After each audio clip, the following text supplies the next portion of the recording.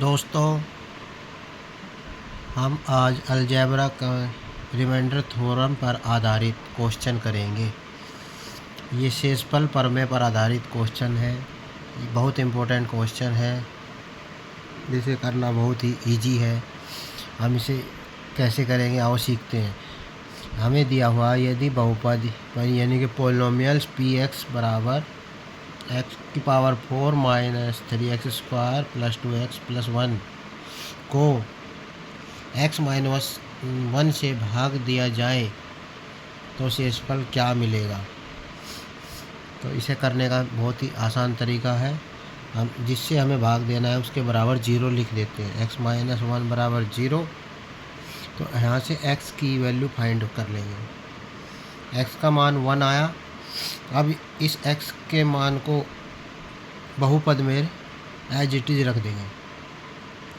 x की जगह 1 रख देंगे। यहाँ क्या है, 1 की पावर 4 माइनस 3 1 की पावर 2 प्लस 2 इंटू 1 प्लस 1। तो 1 की पावर 4 तो 1 ही होता है, और 1 की पावर 2 भी 1 होता है, और 2 इंटू 1 2 प्लस 1। ये क्या है, 3 प्लस 2 प्लस 1।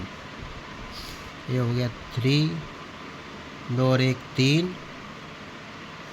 3 में से 3 गया 0, तो हमारे पास आंसर क्या आया 1। तो हमारा रिमाइंडर जो है शेषफल क्या आया, 1 आया। इस तरीके के जितने भी क्वेश्चन हैं उसको हम ऐसे ही करेंगे।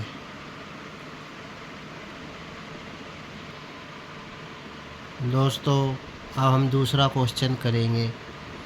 हमें दिया क्या है, यदि x माइनस ए बहुपद x3 minus a² x plus 2 का एक गुणनखंड है तो a का मान ज्ञात कीजिए। ये भी शेषफल प्रमेय पर आधारित क्वेश्चन है।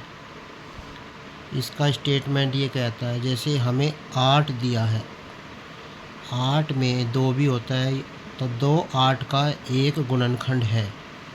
तो 2 8 2 दूनी 4 दूनी 8। तो 2 जो है 8 को डिवाइड करेगा तो शेषफल हमेशा 0 आएगा, क्योंकि 2 इसका एक गुणनखंड है। तो शेषफल क्या आना चाहिए, 0। तो 2 चौक 8, शेषफल क्या आया दोस्तों,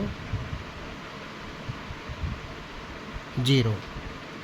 तो इसी तरह से यदि हम x माइनस a बराबर 0 लिखते हैं तो x का मान a आएगा, और इस x के वैल्यू को हम समीकरण में पुट कर देंगे।